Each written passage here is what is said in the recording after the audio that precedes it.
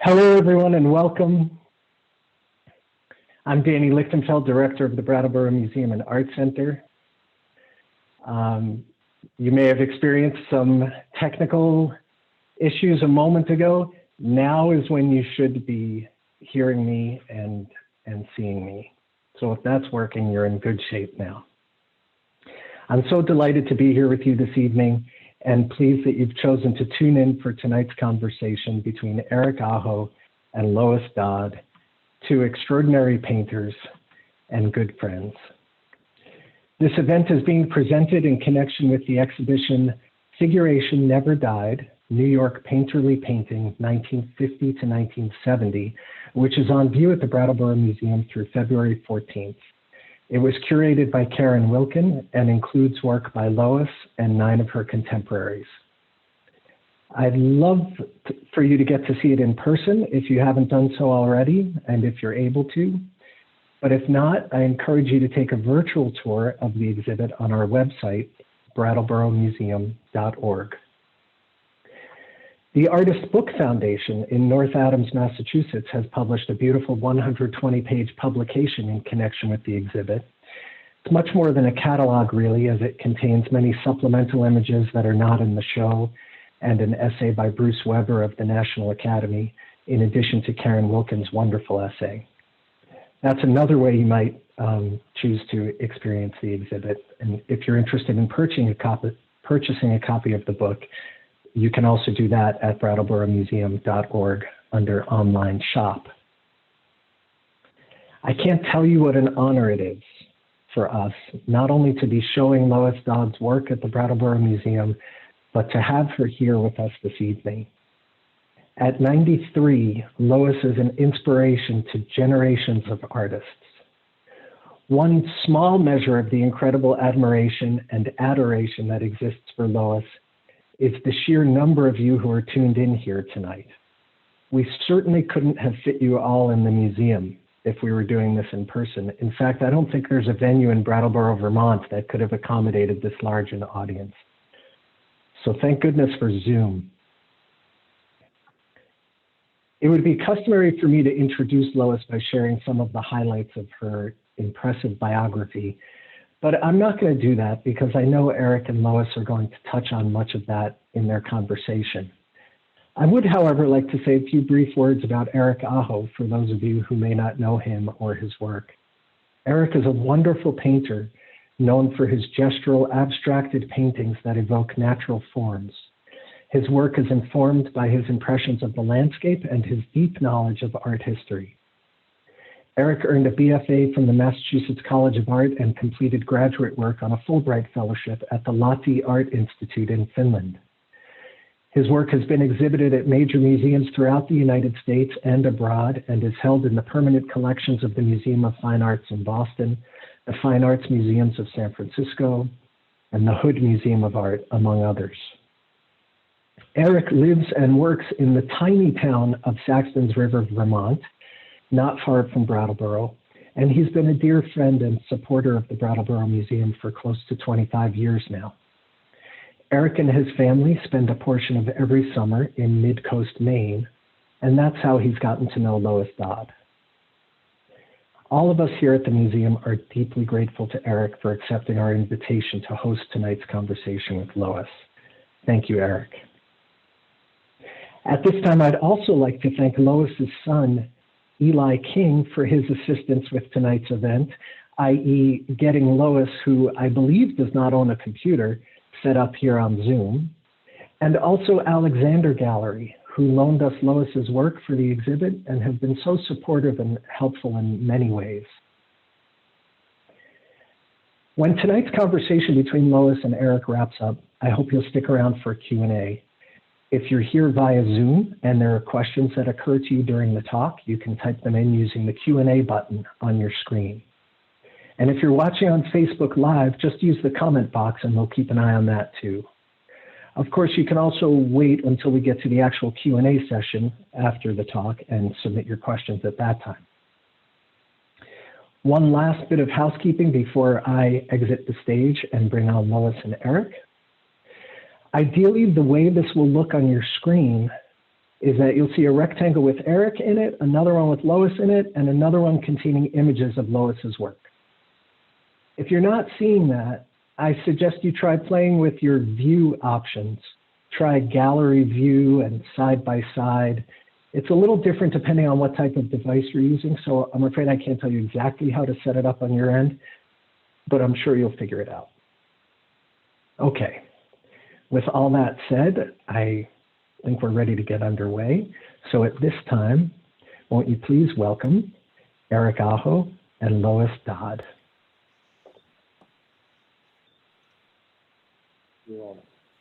Thank you, Danny. Thank you, Dan. Hi, Lois. Hi, Dan. Eric. Danny. Hi. Hello, Vermont. Hello, Maine. Okay. We're speaking right over New Hampshire. Can you? Yes, you know, yes, right. It's so good to see you. Good to see you too. I thought I might see you in person this summer, but I didn't. Well, I sorely miss not seeing you and having a chance to visit and sit together and hear, well, not just to hear about what you're doing, but to actually see it. What are you working on right now? Are you, did you have a chance to paint today? Yes. Yeah. Yes. You're familiar with my step flashings? Oh, very much. Well, we'll show some images of those and we'll talk about them a little bit. Oh, okay. Is that, yeah. That's is that what I'm doing. Yeah. Yeah. Right. And do you hold those in your hand when you paint them? No, I stick them onto a masonite panel. You do. I put a lot of tape behind, stick it on the panel, and that way I don't have to hold it. Right, and the paint just goes off the edges then. Yeah, exactly. The mark goes across. Right. Yeah. It took me a while to figure that out. At first, I did hold it in my hand, and then after a while, I realized this is crazy. You know, this doesn't work. Right. Well, they're so small, and they accumulate too. They're quick and they accumulate, which is an idea I hope will permeate this talk. The idea of accumulation of observation and looking and thinking and what are your son Eli tells me that you're set up in the sunroom. I am in the sunroom. I have a 3/4 view of the out of doors, and so that provides me with plenty of stuff in the cold weather to just sit there and according to the weather, the time of day, etc., etc. It's endless. It is endless. I mean, and your looking is endless. It's like I mean, you cover every second of every day over time, don't you? Well, that was almost. That's an ambitious. That's ambitious. Right. Lois, I have to check in here with Danny and Jessica at the museum because I don't see I don't see the slideshow that we have planned. Oh, here we go. This is great. Okay. Can you see it too, Lois? Yes, I can. Right. Yeah. Here you are showing, pointing out some good painting spots for me a few years ago. Oh, okay. Yeah. Oh, gee. Yeah. So, you know, there's, speaking of ambition, I think, you know, as I was putting these ideas and images together for our conversation, I think I succumbed to being too ambitious. I hope that we can go through it all because there's so much I want to talk to you about. But I think one of the things that I'm most curious about, and we often touch on this when you and I speak in person, but I think our audience would very much like to hear about your origins. You know, I think people are really interested in how an artist, how a painter becomes a painter. You know what, and especially those the forces that form them. And sometimes we're not aware of that until much later, right? I mean, typically we're not aware of that till much later. Right. But you know, and so I want to step back a little bit and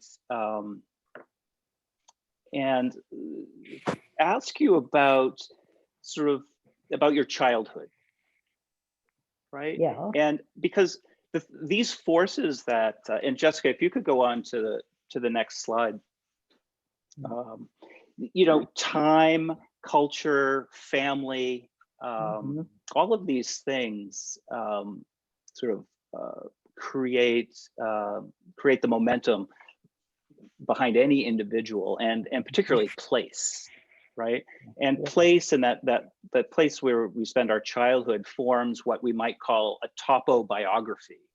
You know, like that, the way the place and the landscape forms us. And you know, when we look at pictures, like early pictures like the ones in the museum here, you have on the left you have cows, and on the right you have chickens. From 1957 and 1958, you know, you were painting with, you know, incredible presence and humor and wit and scale, and you were about 30 years old, right? So there's still a lot that happened before these pictures, right? And I'm digressing here and there, but I also want to say that these two pictures are happening at the time of really kind of at the height of abstract expressionism, 1958. I was thinking about de Kooning's clam diggers. These pastoral scenes remind me of de Kooning's clam diggers, but those don't happen until 1963. So you're kind of on, you're riding along this wave of things happening in painting, but yet you're very much sort of on your own out in the landscape. And I'll get to this in a minute, but I just wanted to leave you with that thought of what was going on for you with those. Jessica, if you could go on to and on to the next one. What's this? Oh, this is Rachel's picture of you in Cushing from a few years ago. What a failed store, yeah. Yeah, look at that. All right, and so I'm a little bit off my outline here, but I just like to remind everyone that you know, you work in Maine, you work in near the Delaware Water Gap, and in New York City. But you were born in Montclair, New Jersey. I was born in Montclair. I went to public school in Montclair. Right. And it just so happened that the public school in Montclair had a beautiful art room in the high school. And at the time that I was a student there were also two teachers, one of whom was a young college student doing her teacher prep. And she was the one who sat all of us serious art students down one day and told us about the various schools in New York. And of course, Montclair is really a suburb of New York, but I really didn't spend any time in New York when I was a kid.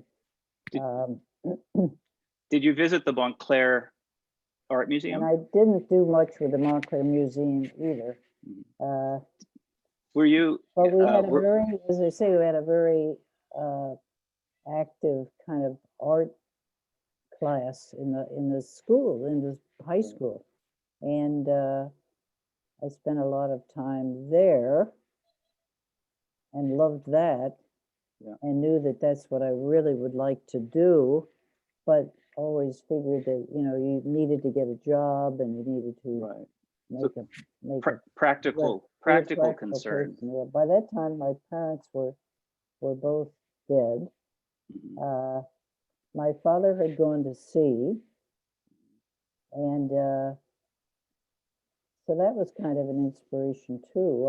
When I was a little kid, I thought I would grow up and go to sea. You know, that's what I wanted to do.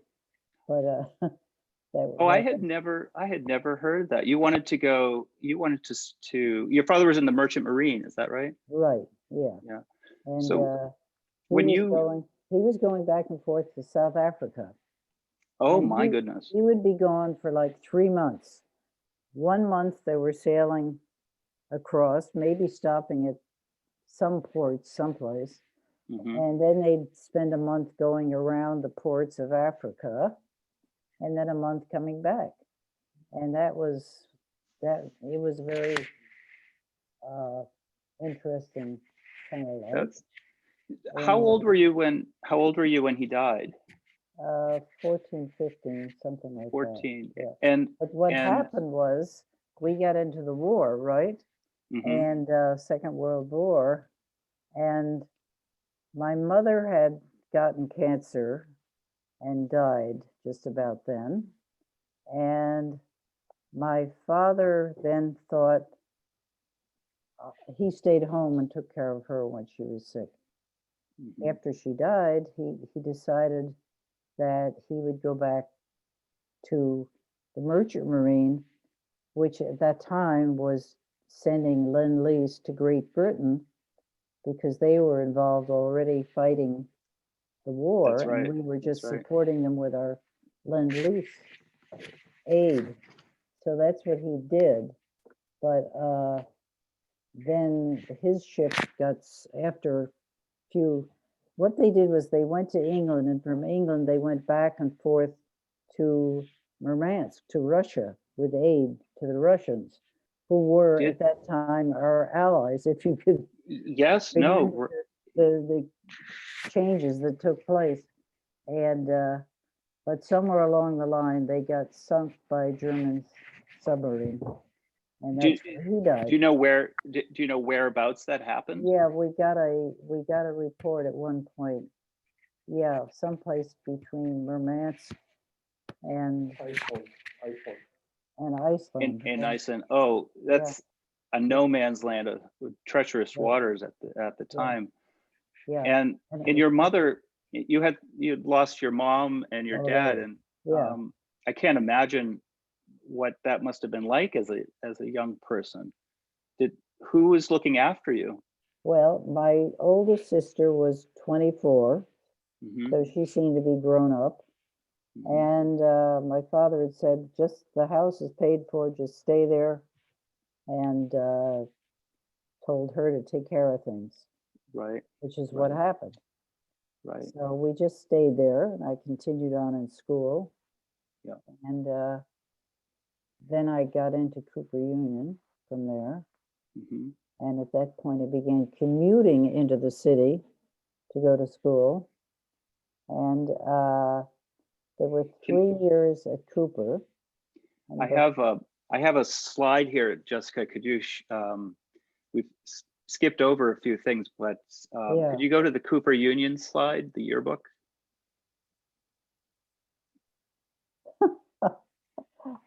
Your slides are really in. Well, here, stop. What is it? Oh, this is great. The water gap. The water gap. Lois, I don't want to interrupt you at all, but I wanted to know. Maybe we can come back to the Cooper Union story where you've left off, and I want to ask you about the George Innes painting that we just had up there, Jessica. If you could go back to that. Because that's. There it is. Yeah. George Innes is a famous Montclair resident. He wasn't born there. One of the junior high schools was named George Innes Junior High School. Is that so? I wonder if there are. I can't imagine there are any other schools named after American painters. Yeah, it's interesting, isn't it? Boston has its Copley Square. Oh, right. Yeah. But do you have any idea where this might have been painted at the Delaware Water Gap?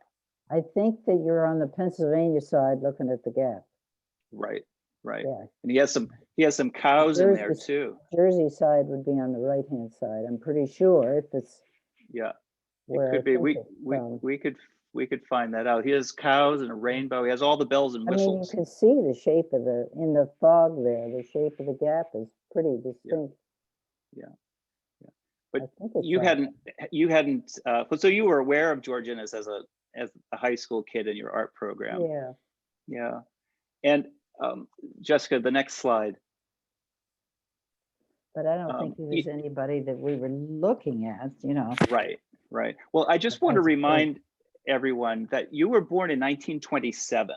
Right. And this is the New Yorker cover from the week you were born. This is April 23rd, 1927. And it looks like the circus had just come to town. Yeah. Jessica, the next slide. And you know, and just to give a little bit more context here, Claude Monet had just finished this massive, ambitious project, a lifelong project of the water lilies in December of 1926, and just a few months before you were born. Yeah.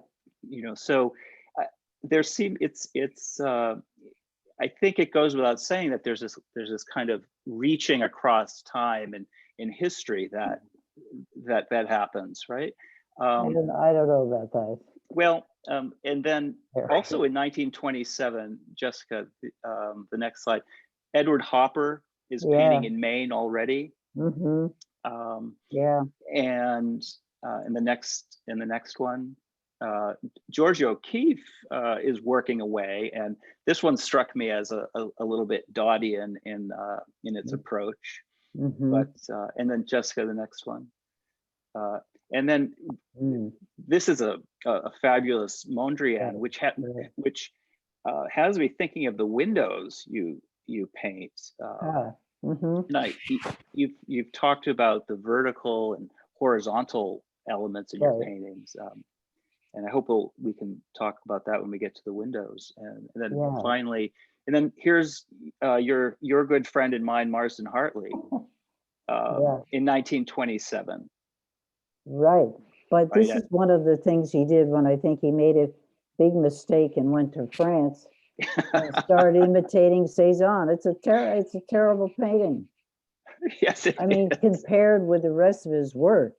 Right. When he went to Germany, he somehow found sympathetic, vibes or something. That's right. With those. But when he went to France, it looks like he's busy trying to be Cezanne, and he's not Cezanne. He must have. I don't know how long he spent there, but it was a mistake. I'm not sure, but he quickly made, or eventually he made Mount Katahdin his Mont Saint Victoire, and then he was busy being himself.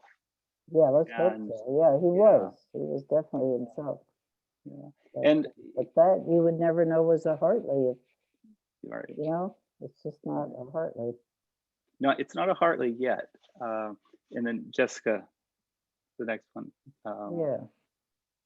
So,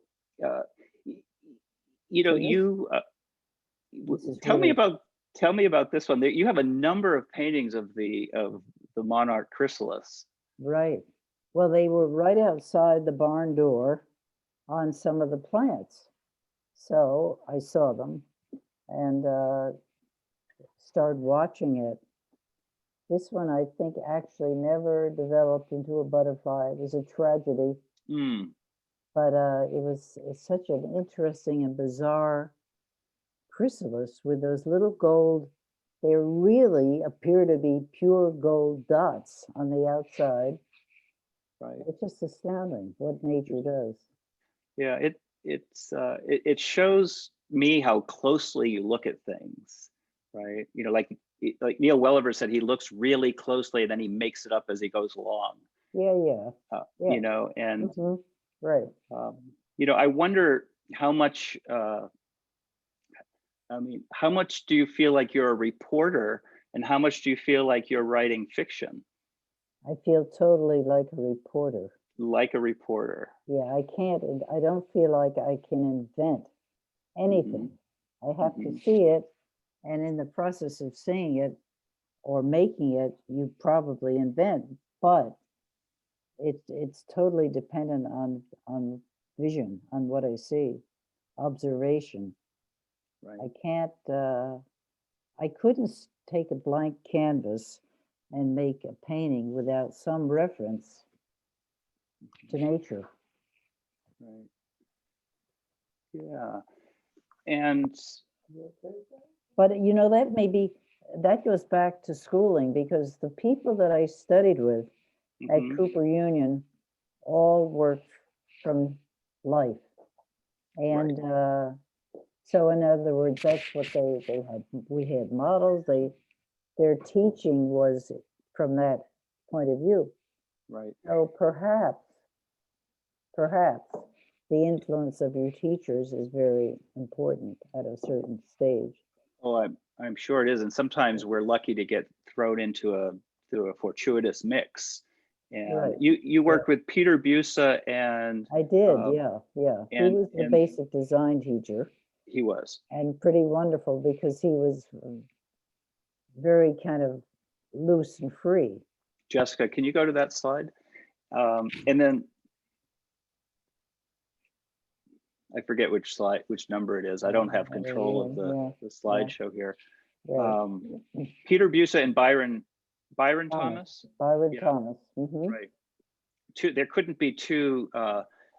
We'll go back to your yearbook in a. Well, actually, while we're here, Jessica. Oh yeah, that's good. Okay, let's just leave. Since we're talking about Cooper Union. I don't know when you saw this last, but I did a little research and I uncovered it.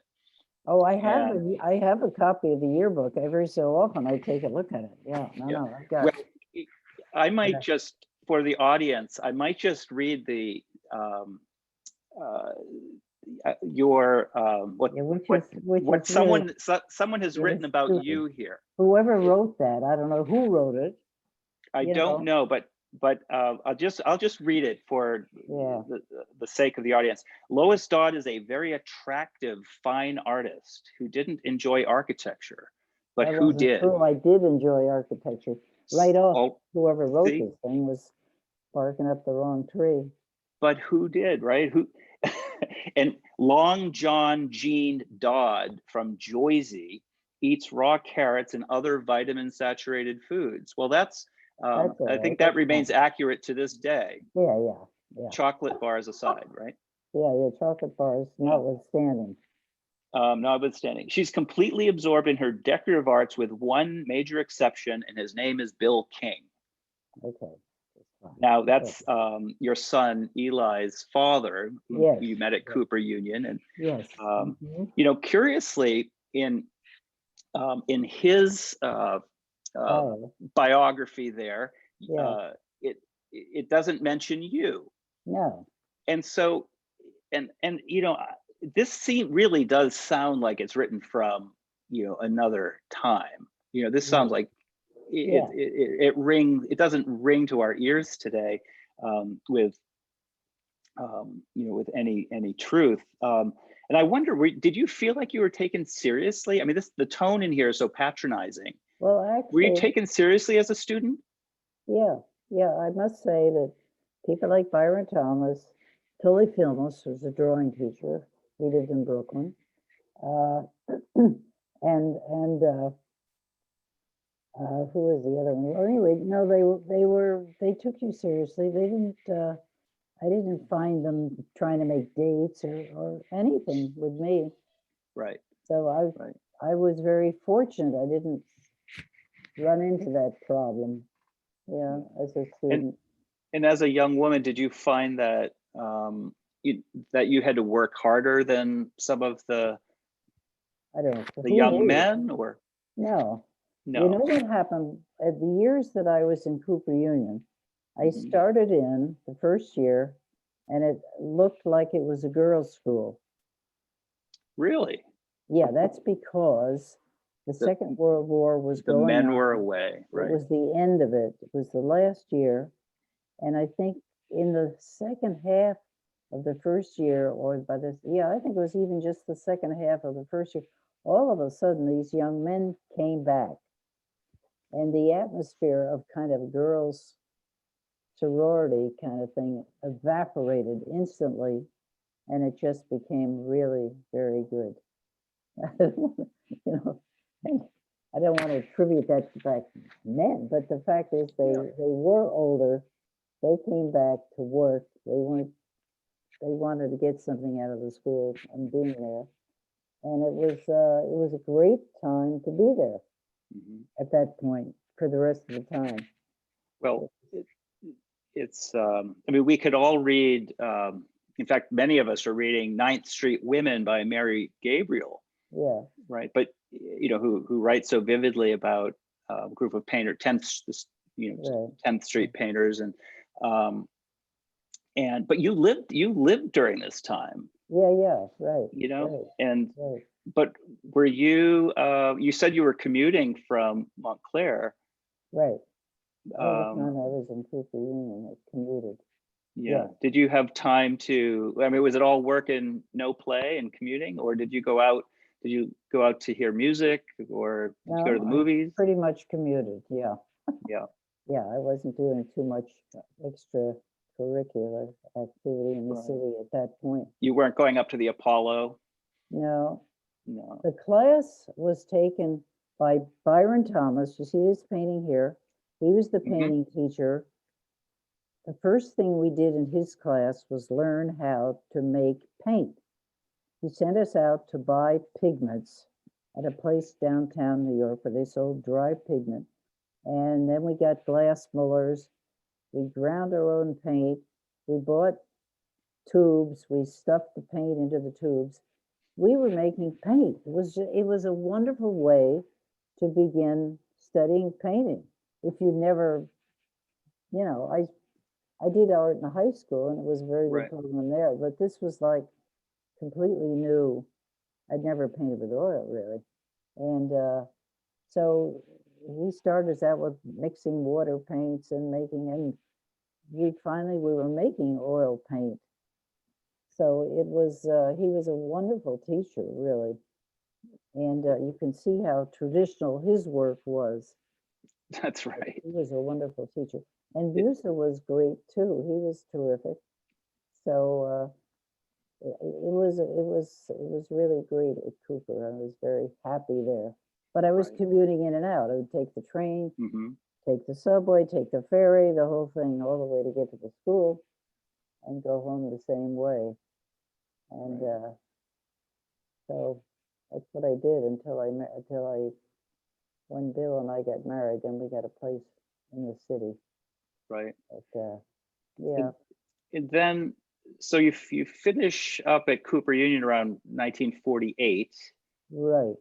And then you head to Maine soon after that. Yeah, well, so was Bill. He got the actually my friends, which were Alex Katz, Jean Cohen, who was married to Alex, myself and Bill, and all three of them consecutively were the scholarship students to Skowhegan School 3 consecutive summers. So they found out that Bill Cummings also owned cottages across the lake from the school, and we began renting the cottages for summers when they weren't students at the school, and so that's how I got kind of hooked onto Maine. Was in those summers that we would go up to Lakewood and rent a cottage and all paint around there and take advantage of the talks at the school, go over there at night and listen to whatever lectures were going on and so forth. Is that when you started painting outdoors? That was when I started painting outdoors, yes. Jessica, can we look at the next slide too?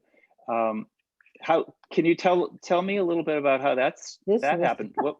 This one is just the reverse of what I just told you. This one is from a Maine postcard. This is my painting from a photograph. A photograph of a moose. That was a very kind of attractive postcard that they were selling at every newsstand in the state of Maine. Well, when I saw this, I had a big smile because I think this is probably one of the best depictions of a moose that I've ever seen. And I wondered, like, oh my gosh, did you have some sort of an encounter with a moose that prompted this? No, unlike the cows and the chickens in the landscape in front of you, which right. But but when you first went up to Maine, what was your painting kit like? I mean, do you have a little French easel and a bag of those handmade paints, or? Oh, wait a minute. That's a good question. Do you remember what that Not whole exactly. setup was like? I mean, I had tubes of paint, I'm sure. Sure. Yeah, no, I don't think, I think at that time I'd converted to buying paint and tubes. Right, right. Yeah, I don't think I was carrying around anything that I made myself. But yeah, But you set yourself up for landscape, for painting outdoors, right, and right. you that worked was- alongside with Alex Katz. Yeah, Alex was painting outside. Jean, we were all working outside. I And, think he, I mean, your work's often compared with Alex Katz, but I think he picked up a little bit more from you than he lets on. Oh, I don't know about that, but he was married to my friend Jean Cohen, who they were both students at the school. And Mhm. Jean was an abstract painter and was always an abstract painter. It's kind of interesting. But so we would all go out and paint the landscape. She would paint the landscape too, but then when Mhm. she worked on her own in the studio, it was always abstract. So, you know, So these, these, the picture on the screen here, yeah. the image on the screen, Chickens, is in the Brattleboro Karen Wilkins exhibition. Oh, Figuration Never Died. Yeah. And this is it's this and the cows. Did you work on this scale outdoors? No. No, God. What I did was I went out drawing. In those years, I Right. painted from drawings. I All of see. these were from drawings I'd done outside. And then I'd come in the studio. If you look at the background, here I am trying to invent something, you know, Right. without any reference. It was kind of difficult. Right. Anyway, yeah. So finally, I would So do the you're whole- so it I so so in I these you're wasn't painting outside in that sense. Only right, but drawing. right in these it's like you're trying to figure out you know Yeah. like who you are, right? Where Well, what that you're may be too. Yeah. yeah. But Yeah. Yeah. this is not in the show. This Uh-huh. one, Cows and Clouds, Yeah. right? But it's kind I love this painting. I think it's funny as all get out. It's funny, And I love how the clouds and the spots on the Holstein Yeah. cows reflect Yeah. each other. Yeah. Just a little anecdote that did you know that the Holstein Society of America is Yeah. is in Brattleboro, Vermont? Oh, is it? Oh my, do you Yeah. have a So wonderful, yeah. right. So more Yeah. cows than people Yes. Oh, here they're beautiful. Yeah. here in Vermont. But Yeah. this starts to get to this. There's a sort of an exchange going on between the subject and the landscape itself. And in the next one, something. Oh, the next. Well, I guess oh, this one, right? This one, Figure in a Landscape. Yeah. I think this changes everything for me Uh-huh. from what I've been looking at Oh, with your early work. Yeah. It's like you blow the landscape apart, but I get this feeling of it being really closely observed and Well, carefully again, placed. it was from a drawing. There are a Oh, couple of brooks running nearby the house in Lincolnville, and I would go out and sit by the brook and draw, and then come back and try to make a painting out of it. it's like you So, painted into a yellow field. You might have, who knows whether gosh, who knows? Yeah. yeah. Yeah, it was like touch and move on and make another mark, you know? Right. And The only thing that was, it was observed, but the point is it wasn't something I could paint naturalistically, mhm. so I painted it abstractly. Yeah. And do you remember the point when you just decided to sit in front of the subject? It was when I moved to Cushing. When you Up bought till the then, I was house? always working from drawings. But So when I moved to Cushing, I thought, well, why don't I just go out and take a board, which is what Alex was doing all the time, and see what happens. right. And I went out and painted on this panel, and I looked at it, and it was very difficult to see it. So Can we look at the next slide? I took it into the barn, and then in the barn, it began to make sense. It didn't make sense out in front of the motif. Didn't make any sense. What I'd painted of the motif in front of the motif didn't see. But if I took it away, then I could make sense out of it. It's very strange. But That anyway, is, that was the that first time I did that, and I kept doing it. And after a while, I got used to that odd feeling. right.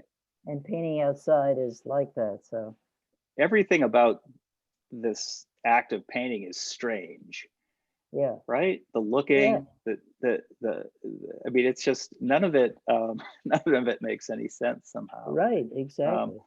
So the previous slide was the house and barn Yeah, that where you live and work today. And then the next one is this is Hawthorne Road. this is just looking across the street from And the barn. you know, when I visited there, Lois, I've thought of it as two different worlds, right? yeah. There's this world of your your wild garden and your lawn. Well, it's not really a lawn, is it? It's just Yeah, field. the grasses grow in the field. And then Right. there's the road, and on the other side is this sort of wilderness, Woods, right? the woods, right? Yeah. So this Yeah, and the road itself in this picture here, it's like it really is a kind of divider. right, right. And I just love the treatment of the two different kinds of landscapes here. Mm-hmm.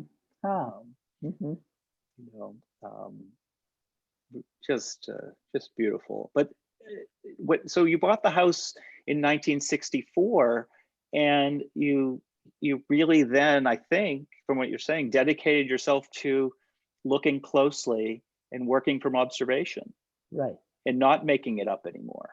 right. Yes. Right. Mm-hmm. But yeah, and drawing a lot less. Then drawing less. yeah, no drawing. Drawing with a pencil. Is there any drawing underneath these paintings? No. Mm-mm. No. You start with a paint. Just So with a brush. Yeah. right. Mm-hmm. But I think one of the remarkable things about your work is what you just are the choices you make. Uh-huh. Right. I mean, you can look. I mean, I'm sure you've painted this view many times, as you have many other subjects, and each time you make different choices. Sometimes they're similar, but there's a nuance to an edge or an arrangement, and they're simplified, right? It's like the detail. You're not interested in detail. Well, I mean, how could you be? It's too big to. It's too big. Detail. Right. But then taking in too much to deal with detail. I mean, it's pretty detailed, the stuff down on the front. Yeah, no, there is. The spots in the sky, I have to tell you, I got those from Fairfield Porter. Oh, I was going to ask you. The blue sky. Have you noticed this blue? Yeah. I did, and Fairfield Porter can do it. I can do it. I have a confession too. I arrived at something very similar on my own, and I thought, oh, really? He puts this patch of the sky. He makes a thick patch of paint, and he puts it on top of the tree. Right. And of course, the paint, it has a little bit of a thickness to it, so it projects forward. But it really is the sky behind the tree, and it's. I mean, I might have been 20 years old, but it was about the most exciting thing ever. Yes. And I think I still use that trick whenever possible. Yes. But yes. But the detail. But your paintings, to me, over time, in looking at a lot of them, offer tremendous detail because they sort of accumulate one on top of the other. It's like experiences sort of layering. And I find that it's my own experience in looking at them as I'm familiar with your various subjects. But just down this road, if you turn left, you come to the end of the road, and at the end of the road is Olson House. Right. So sometimes in the summer that road has, lots of traffic on it. Yes. Yeah, people coming down to look at. Not so much anymore. It used to be more. It used to be more. I think more. it was when Wyeth was alive. Yeah. There's more traffic. Now he's buried down there.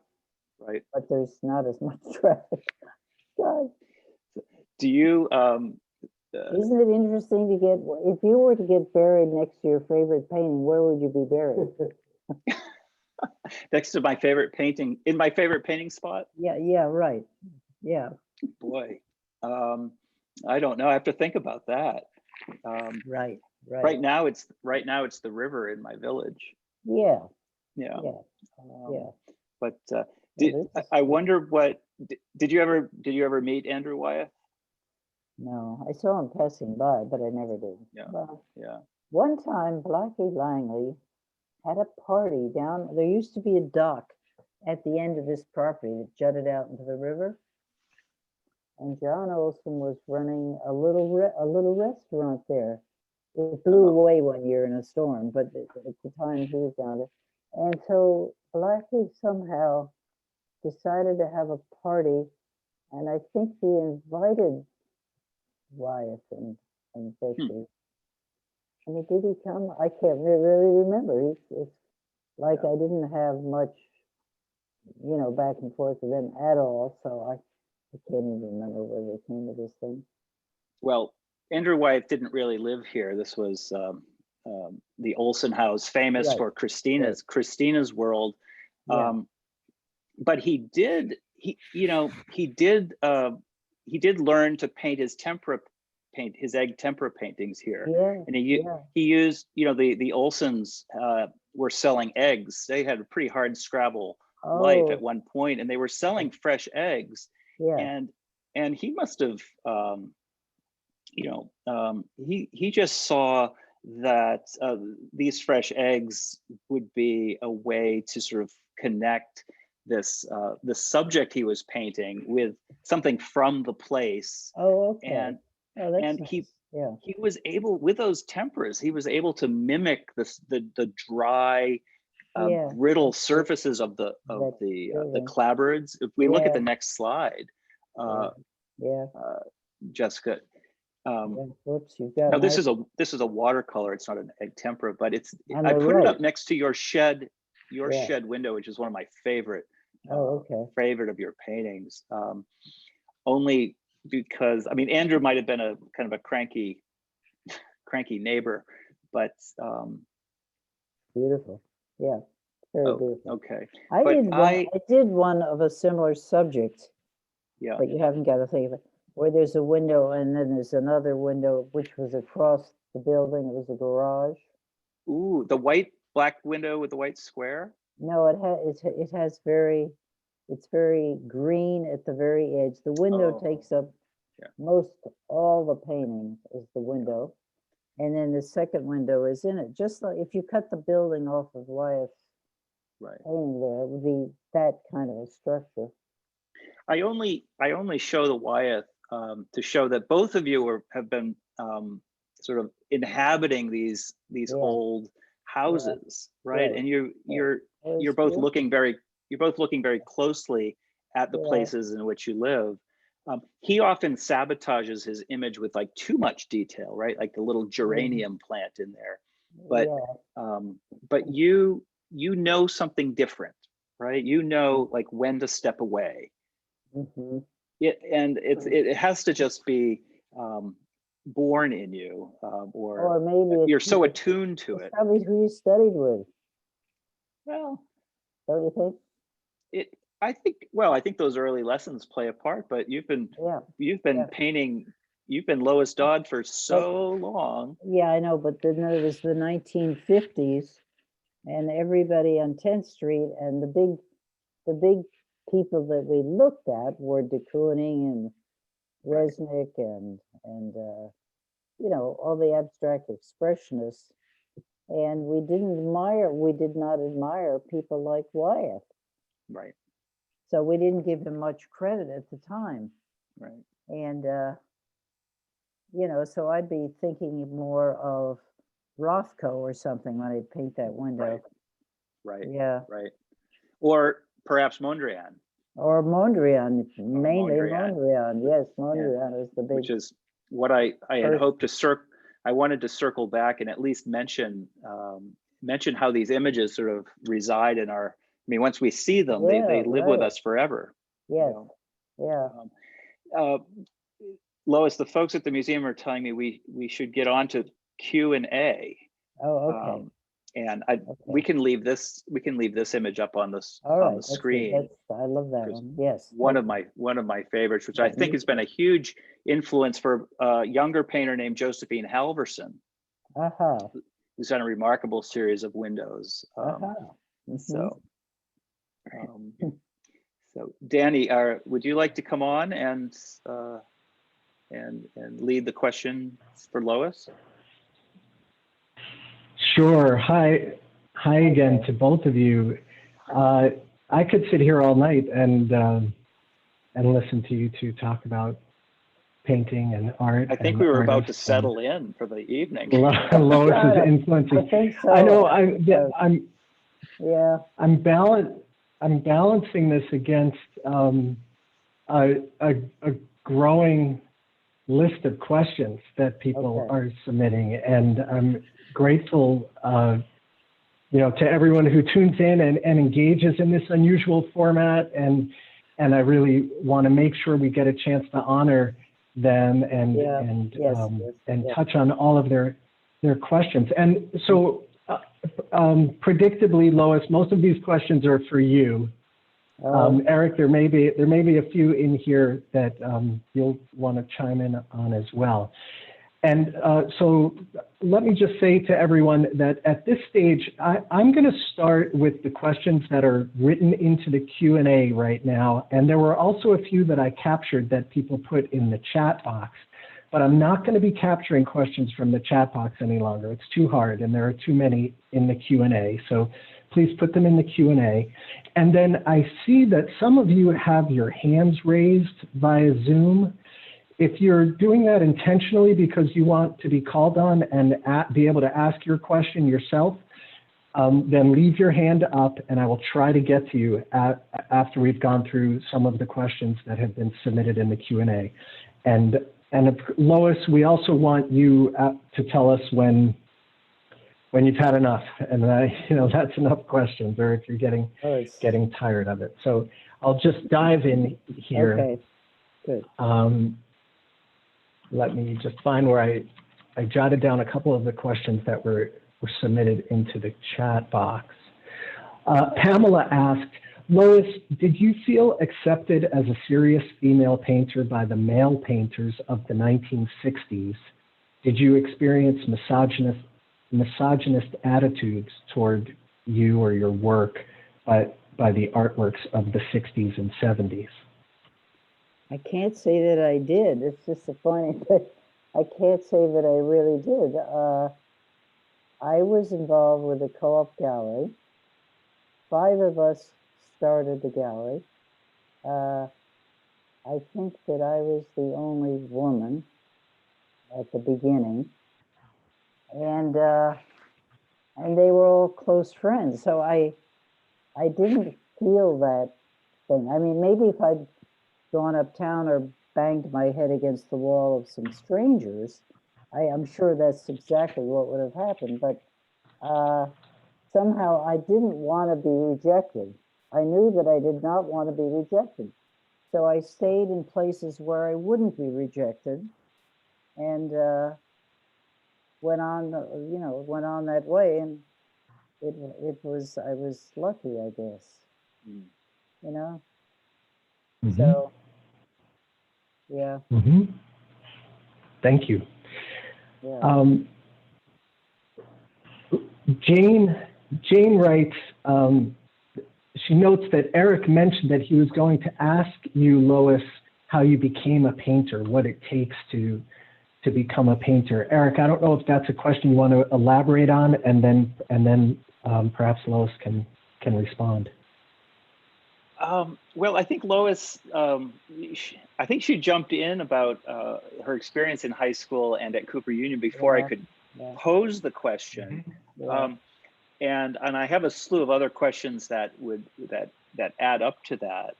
But I think you did lead us there. Well, I did actually. My intention was to become a textile designer, and when I went to Cooper, I majored as a textile design student. However, to take that course, the only thing you took everything that every other fine art student took, except sculpture.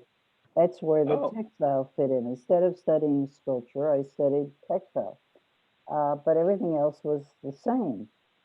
So I was practically inclined. I thought I'd do something that I could make a living at, but gradually what happened, since I took up with bad companions, people who painted all the time, pretty soon I got sucked into their world and never quite got out. You know, it's like what the bad companions that you keep really have an influence on your life. So that's what happened. That's right. Well, we owe them a big debt of gratitude, I guess, for having that influence on you. Yeah. Somewhere along the line, I think I read that you said that none of you were equipped to be artists. None of who? You and your friends. You're this group of young painters, and you just weren't like, and you just you just fell into it and just kept going. I mean, I'm sure that I don't know. I think Alex and Jane and I think they were pretty serious from the word go. And Bill, I mean, yeah, it's like, okay, we can't do anything else, so let's do art. Right. We're not properly fit for anything else. Right. Yeah.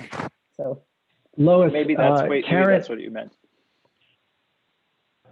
Nope, go ahead. Lois, Karen asks, what do you think of Hoppers, Maine? Oh, I love them. Yeah. Yeah, I love his name. Yeah. It seems very, you see it around.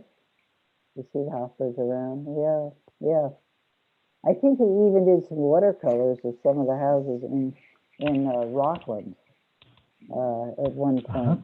It's really very nice. Yeah. Oh, he was around these parts. Yeah. Thank you. Lori asks, can you speak about the house fire paintings? The house fire paintings. Oh, okay. That was one summer. I have friends that live down at the end of the point, and they called me up and said, the fire department, the Cushing Fire Department, is burning down the, I forget what the name of the house was, the something house. So why don't you come down and take a look?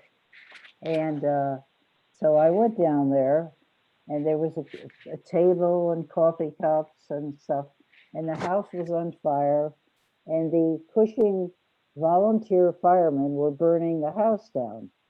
The people that had owned the house, the people that bought the house, wanted to buy a new house, which they were going to pull up onto the foundation. They had to get rid of the house, the old house, so they got the fire department to burn it down. It's a training exercise. Yes, it's a training exercise. Right. They burned the house down, and I think by the next day they'd already kind of moved the new house onto the foundation or something. But so I went down, and the fire was going on all day. Wow. And suddenly I realized, gee, I ought to be making some little drawings or something. This is pretty exciting stuff. the reporter part of the, This is the journalist in you doing yeah, right. the journalist part. Right. And so I did. And then I made stiff flashings. Mhm. And then I thought, you know, these would look good bigger. So then I made, you know, bigger paintings out of them. But it was like in stages. The idea kept growing. Yeah. Wow. We're going to jump all around here. Now, I'm just more or less going through questions in the order in which they came in, so it's going to be sort of all over the place. Yeah. Deborah asks, Lois, how do you approach color? Is it mainly intuitive, or do you consider it ahead of time? I think it's, well, I mean, I'm trying, I think that I'm painting what I see. So it's about observation and cluing it in by observation. I'm not being a German expressionist, for instance. I'm not capable of taking those kinds of liberties with what I see. So I'm kind of tied to what I think I see in nature. And I can't, I don't feel like inventing a new nature. I love that work, but I can't do that. So it's based on observation. Yeah. Wonderful. Lynn asks, and I'm paraphrasing a little bit. Yeah. What was a habit of working that you had or have that has made a difference in your development? And are there any theories that you developed or considered or that are particularly significant to you? What's that again? The whole thing is a little beyond me. Did you have any habits as a painter that have made a significant difference in your development? Maybe something about the way you work? If you feel guilty that you're not getting any work done, that's good. Then you kind of, you know, like the day comes and maybe by the afternoon, I'm oh my God, I haven't done any work. So you rush out. It's guilt. She wants to know what to use to help her Okay. work. Fair enough. Can you tell us a little bit about your recent studio practices? My recent studio practice. I don't feel like I have practices. Younger painters are always talking about their practice. I think of a dentist or a doctor. They have a practice. I don't have a practice. Lois, I don't think of it that way. I have the same response. It has to have been like just a few years ago. Yeah. Young painters started using that term to just define what they do. Yeah. And it did sound like the lawyer or the. I think it has to do with the professionalization of the art of art school in the young artists. So you're right. So now you're just like the lawyer or the doctor. You have a practice. I don't know. I don't use the term. I'm still born in the other century.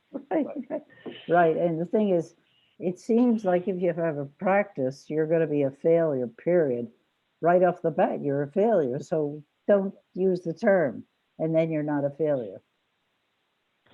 Well, I could be misinterpreting, but maybe what Mary Ellen is asking is, can you tell us a little bit about what you're working on recently? Oh, we digress. What I've always worked on, which is what I see out this winter, since it's chilly and I'm in Maine. I'm sitting in my sunroom looking out the windows and pretty much painting stuff that I see out the window. I'm pretty limited to that, which is endless. Yeah. There's no end to it. It's not it is limitless. Right. And are any of these There are 5 including the window 7. themselves? No. No. The sunroom does not delight me as far as the shape of the windows. The windows I like to paint are regular old double sash windows, but the sunroom has nice, different. I think you just brought the word into the conversation, which is delight, right? If it delights you. Yeah. right? It's like it's. I mean, why do you paint what you paint? Because it delights you, and that's. I just want to remark on that because it's such an important word and idea. Thank you. We have an interesting comment that Molly has just, a 27-year-old painter has just written in on this question of practice. But there are so many other questions here. I want to get to some more of those first, and then maybe we'll just come back to that idea. Lois, do you have any works from your career that you like the most, or maybe a period of time or subject matter or something that you like the most? People always ask that, and I don't know whether at the beginning maybe I did feel like that. Some things just turned out well. I thought, oh, that's great. But somewhere along the line, when you're just painting, you don't think that way anymore about one is more a great painting or something. You're working. It's just not part of the process of work. You know? Jessica writes, I just wanted to mention that Lois was a fabulous teacher at Brooklyn College for many years. And Lois, a number of other people have chimed in here and written in the chat and elsewhere that they were students of yours at Brooklyn College. Oh, And what are they doing in Vermont? Or they're not in Vermont? Oh, I'm not sure where they are. Yeah, right. Okay, they could be anywhere. Yeah. I think they're all over the world, Lois. Oh, all right, all right. England and Germany, I've heard, and Norway too. Right, and it's very late. Yeah.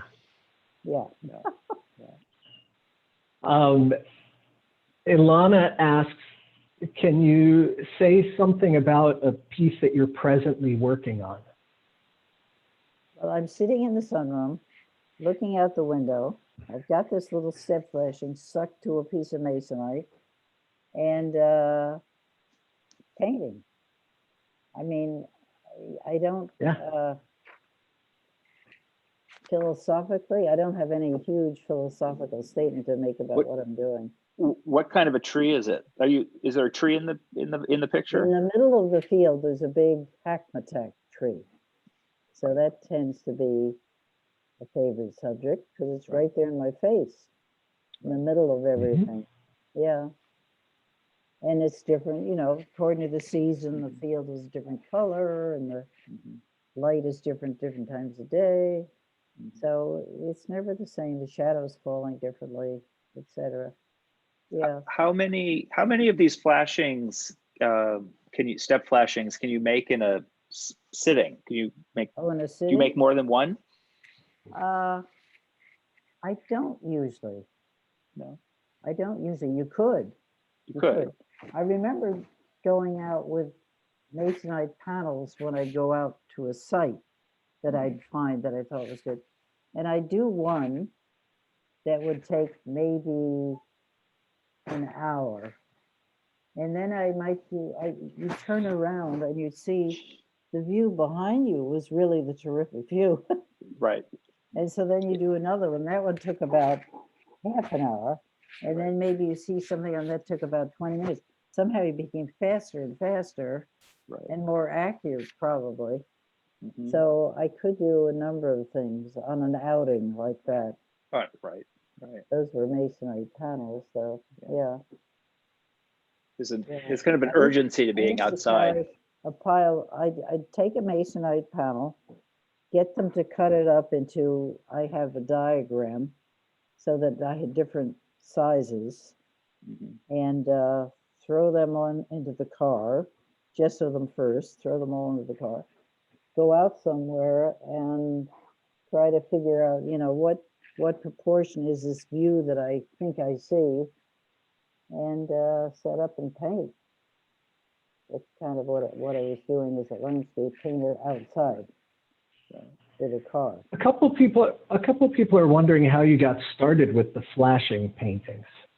Oh, I did that because I was teaching at the Vermont Studio Center, and one of the students there had this step flashing. And gee, what's that? She said, oh, I get it from the lumber yard up the road. So I went up the road and got some too. She said they're 14 cents a piece. Like, gee whiz, you know, you can't. Are they copper or they're aluminum?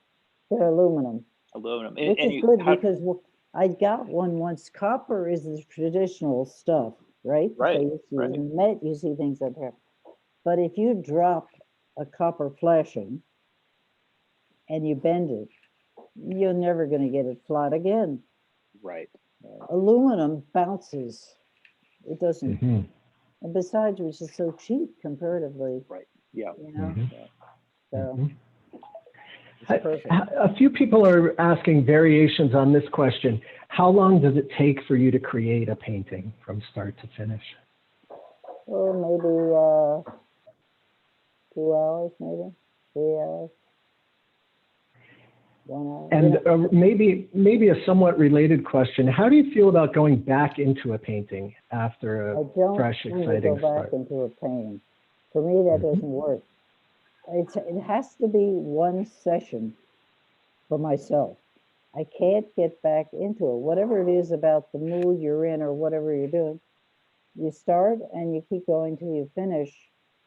But I can't go back again and get back into it. I just can't enter the thing again. If it were large on a cloth canvas, on a linen, say, then that wouldn't be true. If it were bigger, I'd take more time and kind of figure out how to do it over time. But for the little things on the flashings or the masonite panels, they're always just one session.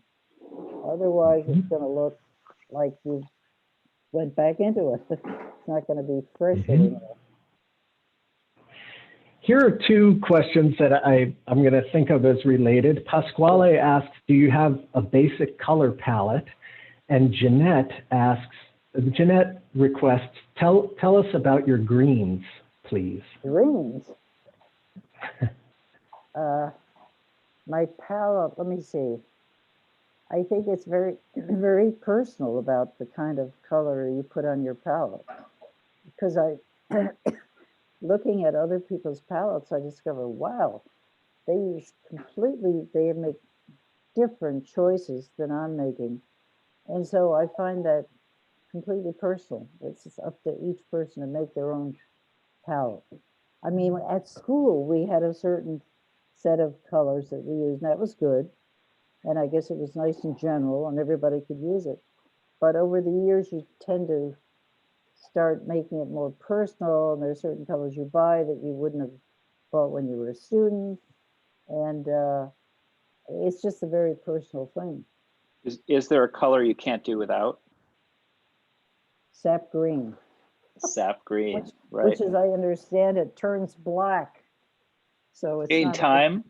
That's what someone told me. So it's I didn't know that. It's mixed with safflower oil. It's the perfect color. Well, your paintings are still glowing, so it's fine. Fine for now. Here's another technical question. Do you put a ground on your aluminum flashing? Yes, absolutely. Yeah. Yeah, I can't paint on. I think I maybe did once, but it's just too slippery. And I did it once thinking I'd paint a night sky because I wanted to kind of sparkle, and that was fine. But otherwise, I sand them like mad, clean them with alcohol, and put gesso. How do you treat the surface? Well, I treat the surface with sandpaper. How do you treat the first. surface of the aluminum? Sandpaper, yeah. Sanding like mad to make it not so slippery. So Lois, what's happening here is that for every question I relay to you, 2 more questions are added to the queue.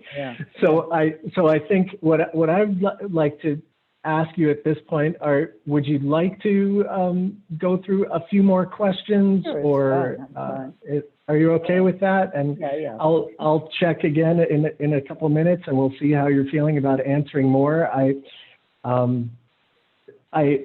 The handwriting on the wall here is, unfortunately, I apologize to those of you in the audience. I'm definitely not going to get through all these questions. It would take a few hours to do so. So thank you for asking them. What I'll do is capture them, and maybe I'll have an opportunity to share them with Lois in some other format afterwards, and maybe we can put put Lois's responses up on our website or something like that. I'm not making any promises, but we'll discuss that with Lois and see what's possible afterwards with the questions that we don't get to tonight. But let's see, Lois, if you're up for just a few more, at least a few more. I'll throw some others out there. Which artists intrigue you the most currently, and which artists have served as inspirations to you? I think a lot of artists, I can't start isolating it down. I mean, I see a lot of things that are interesting, and I've been influenced by a lot of different people too. I don't find particularly, I mean, when I was younger, in the 50s, we all looked at de Kooning and Rothko and that whole group of people. They were like our gods up there. And, but that was that era when I was young. I don't see that anymore. So, yeah. Karen writes, I would love to hear your thoughts on composition. How long do you spend looking and altering and composing before you start painting? Well, I think of it this way. You've got this rectangle, usually it's a rectangle, and you're going to have to divide it somewhere first.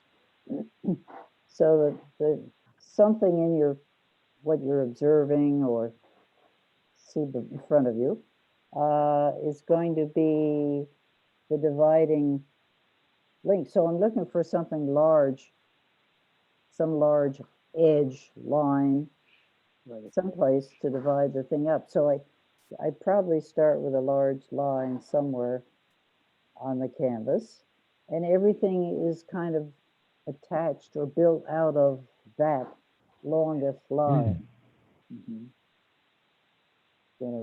So, I mean, it's about geometry. It's about geometry, really. Yeah. Here's a timely question, and also in some ways a timeless question. Micah writes, Lois, you've lived and worked through so many significant hardships in the world. Right now, things in the world seem really dark. How do you keep painting despite the weight of everything that seems to pull us away from our work? And thank you for the light you bring into the world. Well, I don't think that all the horrors that are going on in the world take you away from your painting. I mean, it's a thing that keeps you on an even keel. So it's not a reason to stop at all, you know? So, I mean, whatever pedestrian daily thing you do, if you just keep doing it, you kind of get through the bad times. You know, and painting is hardly pedestrian, but it's, you know, because you surprise yourself. You do something, and I think the reason that you keep painting is because there's always a surprise in it. You don't know exactly what it is you're going to create. You know, it's not a given, totally given. So it pulls you on, keeps pulling you on to see what surprise is around the corner that you can make. Yeah. It's so interesting to hear you say that. I feel like I've heard Emily Mason say almost the same words about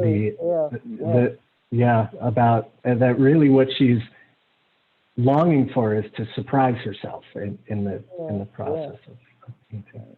That's right. Lois, Nicole writes, your paintings have such a freshness. They look like they're worked on quickly and not labored. Is that the case? That is the case. Yeah. Exactly. Do you work alone, or do you have assistants? Do you work in silence or with music? Alone. I don't have an assistant because I don't know what I would do with them exactly. I never figured out how I could use an assistant.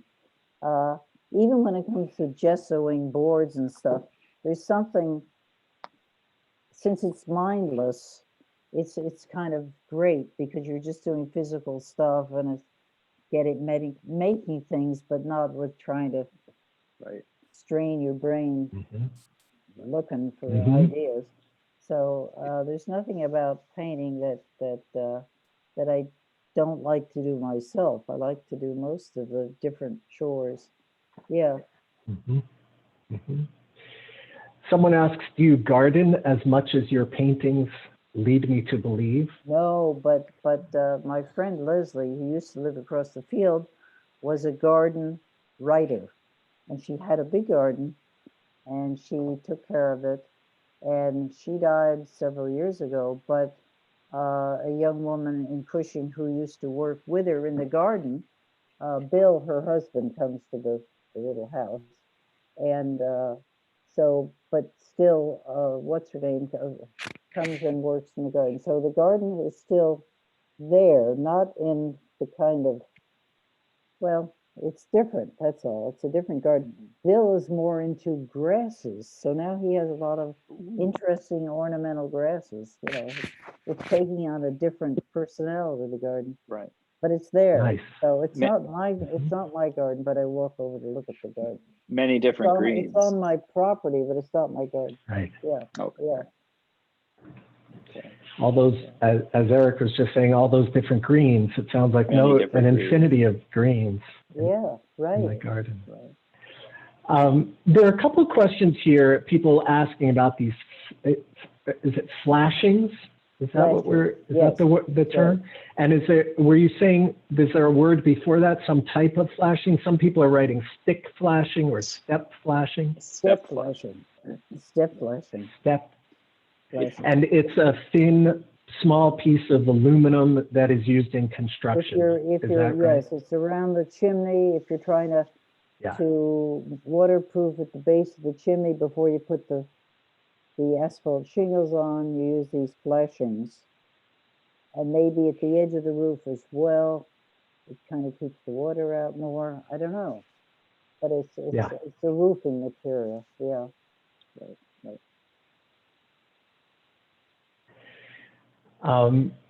How are you feeling, Lois? Would you like me to relay some more questions? Or fine, go ahead. I'm fine. Yeah. The questions are great, and getting to so many important subjects. So, Richard writes, you told Eric that you're a reporter, but I see a lot of fiction in your work. Do you think the fiction is what you choose to leave out? Fiction. Well, I'm going to take you at your word, Lois. That you're. Fine. Yeah. I wonder what he means by that. Yeah, I'm curious. Yeah. Well, I mean, I'm not a reporter down to the, It's true. It's a mixture of reporting and fiction. Yeah. Right. That's a good way to classify it, I think. Yeah. Here's a follow-up question. The best of nature writing. No, it file it under the genre of nature writing, in a loose sense, right? Here's a follow-up to the question about composition earlier from Karina. She asks, is the idea of geometry one that stays with you the whole time that you're working on a painting, or just initially? And also she says, a million thank yous for doing this interview and for your paintings. I think it's more initially, the layout, the understructure. And then you kind of forget it as you're putting more paint on. It's the underlying structure. So that's the first part, I'm just scanning the questions. Many of them are kind of variations on a theme, and in some cases I feel like you've more or less addressed them already, and so I'm looking for some others that maybe are getting at something new. There's a painting of a view from outdoors, looking out a door at the sea. I'd love to hear more about that. Is that, do you know what painting Yeah. Emily might be referring to? And it's not my Or painting, who? right? It's somebody else's painting? I assumed she was referring to a painting of yours. I don't have any where I'm looking at, but I know paintings like that, but I never painted one Yeah. with the water outside Okay. that I can think of. Okay. Yeah. Huh. Stephen asks, I was wondering, Lois, if about your development from more abstract depiction to more naturalistic depictions. Was there a turning point? He says, I first got to know your later work, so the earlier work, which I presume he thinks of as more abstract, he says your earlier work took him by surprise. I'm wondering if you also think of your work evolving in that way and if there was a turning point. Good question.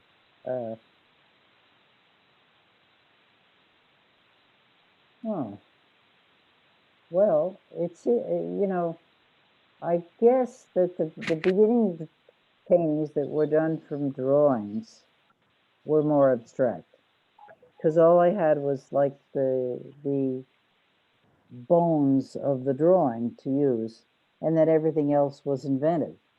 So those might appear to be more abstract. But then once I began setting up outside and looking at the subjects directly, that became more realistic, I think. Thank you. Yeah. There are so many more questions, but Lois, I'm just going to relay one more, Okay. and then we'll wrap things up here. And as I mentioned earlier, to all of you whose questions we didn't get a chance to get to, we will capture all of those and see if there's some way that seems to make sense to see it, to pass them along to Lois and see if perhaps she would be interested in responding. But the question I'm going to wrap up with here comes from someone anonymous, and is, what advice do you have for young painters? That's always a question at the end of every talk. I know. All right, so we'll do a bonus question then as well. Just keep painting. Just don't Just stop. keep painting. Yeah. Yeah, just keep painting. Just keep painting. Follow your muse, as they say. Right. Yeah. Even when it gets hard. Yeah. Even when it gets hard. Which, if it's not hard, it's no good anyway, probably. Right. Yeah. So, yeah. There are lots and lots of comments in here thanking you both, and also many fans of Eric Aho here in attendance as well, and Eric saying really nice things about your work too. And thank you. And I certainly count myself as one of those fans too. Thank you. I think we'll wrap up there. Okay. This has been totally fascinating, and really what a silver lining of this strange, like COVID and Zoom kind of world that we're living in, that it created the possibility for us to have this conversation that we certainly, I think it's very unlikely that we would have managed to pull off otherwise. Really? So, really so grateful to you both for doing this, and especially you, Lois. I always feel that it's such an act of selflessness and generosity for an artist to not just to, as though it's not enough for you to just do your work and put yourself out there in the form of your work to begin with, but then also to stand there, or in this case, sit there and answer our questions and satisfy our curiosities. I can't thank you enough for doing this. It's flattering. Don't you realize that, Eddie? It's flattering to me. Oh, good. I'm glad you feel that way. I also want to thank Eli, your son Eli, for helping get us set up tonight, and I absolutely need to thank our wonderful events manager, Jessica Nelson, for all the technical help behind the scenes. I just want to say to everyone in attendance that the Brattleboro Museum has many more events planned online in the weeks ahead. You can find out about some of those at our website, including, were you going to mention later this week, Eric? Well, I was. Among my thank yous, I have to thank my wife, Rachel, for helping set up this, all the high-tech gear here. And Rachel's a photographer, and her work's on view at the Brattleboro Museum currently. And later this week, she's doing a demonstration of tintype photography. 19th century photographic process, which will be very exciting for anyone who is interested in photography. So I couldn't have done this without her, and so thank her for that. Thank you for plugging that, Rachel's demo, which is happening via Zoom this Thursday evening at 7 p.m. I got a sneak preview today, and it's going to be fantastic, totally fascinating and great to see behind the scenes there how Rachel does that work. The last thing I would like to say to all of you is that if you enjoyed this event tonight and would like to make a donation to the museum to support this type of free programming, we would be very grateful for that, and that's also something you can do on our website. Lois, it seems like it probably won't be in the cards for you to make it to Brattleboro, Vermont and see the exhibit in person. I hope I'll have the good fortune of maybe I'll come up to Maine at some point, or see you in New York or the Delaware Water Gap or somewhere at some point, and have a chance to thank you in person for your work and for this event tonight. Thank you.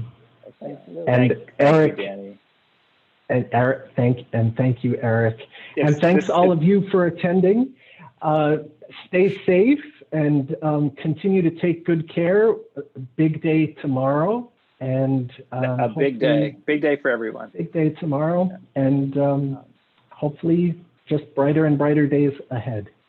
Danny, thank you for this occasion. Absolutely. And I just want to. No, go ahead. A housekeeping note to Jessica before we sign off. Jessica, since you're the one who presses the button to end the event, I just want to make sure that you, before you do that, you do whatever is necessary to capture all these questions and comments and things, so we can see about doing something with them afterwards. Already done. All right. Okay. Oh, great. Thank you. All right. Have a good night, everyone, and thank you. Stay well. And Lois, it's so nice to visit with you tonight. Yeah, right. It was lovely. Mwah. Mwah.